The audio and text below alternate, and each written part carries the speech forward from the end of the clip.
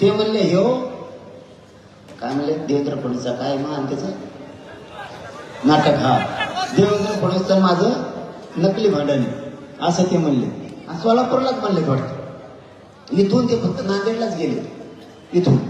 नांदेडला गेल्यावर म्हणले ते शरद पवारचा माणूस येतेच आहे याचा धंदा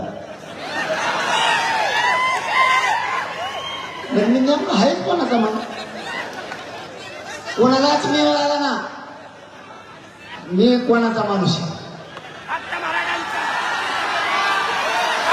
यांना महाकोड उरगडूच शकत नाही तो हे पडलेले असते कारण मी कोणाचा आहे फक्त मराठ्यांचा आणि माझा मालक फक्त मराठा कोणीच नाही आणि मी कोणाला गिरीत नाही आता मी जर कोणाचा असतो तर असा माणूस आहे करावा महाराष्ट्रात